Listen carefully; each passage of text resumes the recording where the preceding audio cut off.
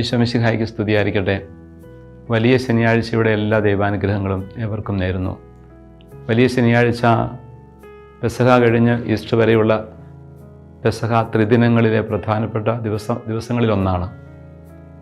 കർത്താവിനെ മരിച്ച് അടക്കിയതിന് ശേഷമുള്ള കാത്തിരിപ്പിൻ്റെ ദിവസമാണത്. ഈശോ കുരിശിൽ മരിച്ചു, അടക്കപ്പെട്ടു എന്ന ആ വലിയ പ്രവൃത്തി രക്ഷാകര സംഭവത്തിലെ ഏറ്റവും പ്രധാനപ്പെട്ട ഒരു കാര്യമാണല്ലോ.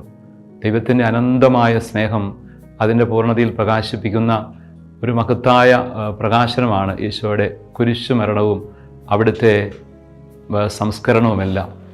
കർത്താവ് തൻ്റെ മനുഷ്യത്വത്തിൽ പൂർണ്ണമായ വിധം മരിച്ചു എന്നുള്ളത് തന്നെയാണ് അടക്കപ്പെട്ടു എന്നതിൻ്റെ അർത്ഥം. അങ്ങനെ അടക്കപ്പെട്ട മിശിഹ പാതാളങ്ങളിൽ ഇറങ്ങി മൂന്നാം ദിവസം ഉയർത്തെഴുന്നേറ്റു എന്ന് നമ്മൾ വിശ്വാസ പ്രമാണത്തിൽ പ്രാർത്ഥിക്കുന്നു. സഭയുടെ എക്കാലത്തെയും വിശ്വാസമാണത്. പാതാളത്തിൽ ഇറങ്ങി അന്നുവരെയുള്ള എല്ലാവരെയും പിന്നീട് വരാനിരിക്കുന്നവരെയും എല്ലാം രക്ഷിക്കുന്നവനായി മാറി. അപ്പോൾ രക്ഷ ഈശോ മിശിഹായിലൂടെ മാത്രമാണ് എന്ന സത്യം ഇവിടെ സഭ ധ്യാനിക്കുന്നുണ്ട്. ദൈവശാസ്ത്രപരമായ ആ പ്രമേയത്തിന് വലിയ പ്രസക്തിയുണ്ട്. അന്നുവരെയുള്ളവരും പിന്നീട് വരാനിരിക്കുന്നവരും എല്ലാം ഈശോ മിശിഹായിലൂടെയാണ് രക്ഷ അനുഭവിക്കുന്നത്. എല്ലാവരുടെയും രക്ഷകനാണ്, സകലത്തിൻ്റെയും നാഥനാണ് അവിടുന്ന്. സകലത്തിൻ്റെയും നാഥ എന്നുള്ള ആ ഉത്ഥാന ഗീതത്തിൻ്റെ തന്നെ അർത്ഥം അവിടെയുണ്ട്. സകലത്തിൻ്റെയും നാഥനും രക്ഷകനുമാണ് അവിടുന്ന്, എല്ലാവർക്കും രക്ഷ നൽകുന്നവനാണ് എന്ന ആശയം നമ്മളിവിടെ ധ്യാനിക്കേണ്ട ദിവസമാണിത്. ഒപ്പം കർത്താവിൻ ജീവിതത്തിൻ്റെ എല്ലാ മേഖലകളിലേക്കും കടന്നു വരുന്നവനാണ് എന്ന സത്യവും കൂടി ഇവിടെ നമ്മൾ ഓർക്കുകയാണ്. എല്ലാ മേഖലകളിലേക്കും കടന്നു വരാൻ അവിടത്തേക്ക് സാധിക്കും. നമ്മുടെ ജീവിതത്തിൻ്റെ പരിത്യക്തതകൾ, നമ്മുടെ ഇല്ലായ്മകൾ, ഒറ്റപ്പെടലുകൾ, മരണകരമായ ജീവിതത്തിൻ്റെ സാഹചര്യങ്ങൾ, അങ്ങനെയുള്ള മരണത്തിൻ്റെ നിഴൽ വീണ താഴ്വരകൾ, അവിടേക്കെല്ലാം കടന്നു വന്ന് നമുക്ക് കരുതലും രക്ഷയും സാന്ത്വനവും ശക്തിയും ജീവനും എല്ലാം പകരുന്നവനാണ് ഈശോ മിശിഹ എന്ന സത്യം നമ്മളിവിടെ ധ്യാനിക്കുകയാണ്. ജീവിതവുമായി ഏറെ ബന്ധപ്പെട്ട് ധ്യാനിച്ചെടുക്കാൻ ഒരുപാട് കാര്യങ്ങൾ വലിയ ശനിയാഴ്ചയ്ക്ക് ഉണ്ട് എന്നുള്ളതാണ് അതിൻ്റെ അർത്ഥം. നമ്മുടെ ജീവിതത്തിൽ നമ്മളൊക്കെ പലപ്പോഴും ഒറ്റപ്പെട്ടു പോകാറുണ്ട്, അവഗണിക്കപ്പെടുന്നു എന്നുള്ള ചിന്തയിൽ അകപ്പെട്ടു പോകാറുണ്ട്. വിഷമവും നിരാശയും ഒക്കെ ജീവിതത്തിൽ കടന്നു വരാൻ ഇടയുണ്ട്.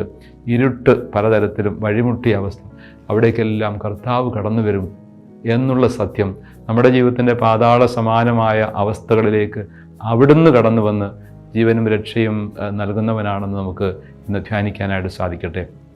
ഒപ്പം ഇതൊരു വലിയ കാത്തിരിപ്പിൻ്റെ ദിവസമാണെന്ന് സൂചിപ്പിച്ചല്ലോ. ഇസ്രായേൽ ജനത്തിൻ്റെ അനുഭവം തന്നെ രക്ഷകന് വേണ്ടിയുള്ള കാത്തിരിപ്പിൻ്റെ ചരിത്രമാണ്. പിന്നീട് രക്ഷകൻ കടന്നു വന്നപ്പോൾ അവരിൽ ഏറെ പേർക്ക് അവിടുത്തെ തിരിച്ചറിയാൻ പറ്റിയില്ല എന്നുള്ളത് യാഥാർത്ഥ്യം. പക്ഷേ കാത്തിരിക്കുന്ന ഒരു ദൈവജനം, പുതിയ നിയമ ജനതയും കാത്തിരിക്കുന്ന മഹത്വത്തിലുള്ള ജീവിതത്തെ കാത്തിരിക്കുന്ന ഒരു ജനതയാണ്. തിരുസഭ നിത്യതയിലേക്ക് തീർത്ഥാടനം ചെയ്യുന്ന കാത്തിരിപ്പിൻ്റെ ഒരു ജനതയാണ്. നമ്മുടെയൊക്കെ ജീവിതത്തിലും പ്രത്യാശയോടുകൂടി തിരുവുത്ഥാനത്തെ മുമ്പിൽ കണ്ടുകൊണ്ട് കാത്തിരിക്കാൻ പറ്റണം. ഈശോയുടെ ഉത്ഥാനമാണ് നമ്മുടെ ജീവിതത്തിൻ്റെ രക്ഷയുടെ അച്ചാരമായി മാറുന്നത്. അതുകൊണ്ട് കാത്തിരിക്കുക. ജീവിതത്തിൽ ദൈവത്തിൻ്റെ ഇടപെടലുകൾക്ക് വേണ്ടി കാത്തിരിക്കാൻ നമുക്ക് സമയമുണ്ടാവണം. പലപ്പോഴും നമ്മുടെ ഇഷ്ടം, നമ്മുടെ താല്പര്യം എന്നൊക്കെ മാത്രം ചിന്തിച്ചുകൊണ്ട് പെട്ടെന്ന് എന്തെങ്കിലുമൊക്കെ നടക്കണമെന്ന് നമ്മൾ വ്യർത്ഥമായി മോഹിക്കാറുണ്ട്. പക്ഷെ അതല്ല, ദൈവം ഇടപെടുന്ന ദൈവത്തിൻ്റെ സമയം, ഖൈറോസ്, ദൈവത്തിൻ്റെ സമയത്തിന് വേണ്ടി കാത്തിരിക്കാൻ നമുക്ക് സാധിക്കണം. ദൈവത്തിൻ്റെ സമയത്തിന് വേണ്ടി കാത്തിരിക്കുമ്പോൾ ദൈവം ഇടപെട്ട് എല്ലാം രക്ഷാകരമാക്കും, അനുഗ്രഹീതമാക്കും, വിജയകരമാക്കും, അർത്ഥപൂർണമാക്കും. ആ കാത്തിരിപ്പ് പ്രധാനപ്പെട്ടതാണ്. രണ്ടാമത്തെ ഒരു പ്രധാനപ്പെട്ട പ്രമേയമായിട്ട് നമ്മൾ കാണേണ്ടത് മാമോദീസയാണ്. ഈ ദിവസത്തിൻ്റെ വളരെ പ്രധാനപ്പെട്ട ചിന്തയാണത്. ഈശോയുടെ മരണത്തിലും ഉത്ഥാനത്തിലുമുള്ള പങ്കാളിത്തമാണ് മാമോദീസ എന്നുള്ളത് പൗലോസ് റോമാക്കാർക്ക് എഴുതിയ ലേഖനം 6-ാം അധ്യായത്തിലൊക്കെ വളരെ വ്യക്തമായിട്ട് പറയുന്നുണ്ട്. നമ്മൾ സ്വീകരിച്ച മാമോദീസ അത് മിശിഹായുടെ മരണത്തിലും ഉത്ഥാനത്തിലും ഉള്ള പങ്കാളിത്തമാണ്. ഈശോയോടൊപ്പം പാപത്തിന് മരിച്ച് ഉത്ഥാനത്തിൻ്റെ മഹത്വത്തിലേക്ക് പ്രവേശിക്കുന്നതിൻ്റെ അനുഭവമാണ് മാമോദീസയിലൂടെ ഒരാൾക്ക് ലഭിക്കുന്നത്. കർത്താവിനോടുകൂടി മരിച്ച് ഉയർക്കുവാനുള്ള ഒരു സമർപ്പണം.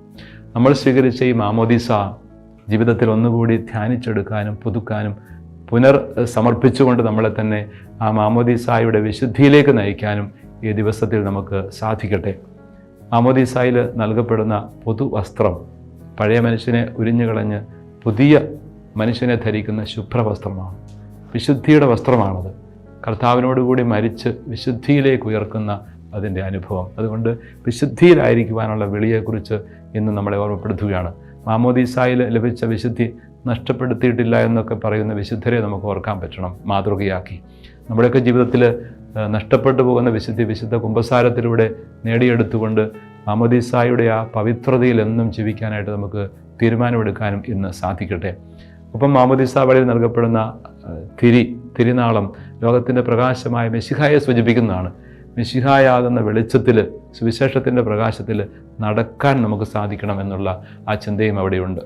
മാമോദീസായിൽ നമ്മൾ കർത്താവിനെ നാഥനും രക്ഷകനുമായിട്ട് ഏറ്റുപറഞ്ഞതുപോലെ പൂർണ്ണമായിട്ടും ഈശോയെ നാഥനും രക്ഷകനുമായി ഏറ്റുപറഞ്ഞുകൊണ്ട് സമ്പൂർണ്ണമായി സമർപ്പിച്ചുകൊണ്ട് അവിടുത്തോടുകൂടി മരിച്ചുയർത്ത് പുതിയ വ്യക്തിയായി മഹത്വത്തിൻ്റെ വസ്ത്രം ധരിക്കുന്ന, വിശുദ്ധിയുടെ വസ്ത്രം ധരിക്കുന്ന വ്യക്തികളായി മാറുവാൻ നമുക്കിന്ന് ആത്മാർത്ഥമായിട്ട് ധ്യാനിക്കാം, പ്രാർത്ഥിക്കാം, അതിനുവേണ്ടി പരിശ്രമിക്കാം.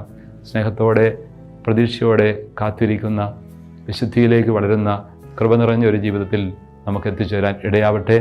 വലിയ ശനിയാഴ്ചയുടെ എല്ലാവിധ ദൈവാനുഗ്രഹങ്ങളും ഏവർക്കും സ്നേഹപൂർവ്വം നേരുന്നു. ദൈവം നമ്മെ എല്ലാം ധാരാളമായിട്ട് അനുഗ്രഹിക്കട്ടെ. തിരുവുത്ഥാനത്തിൻ്റെ മംഗളങ്ങളും ഒപ്പം നേരുന്നു.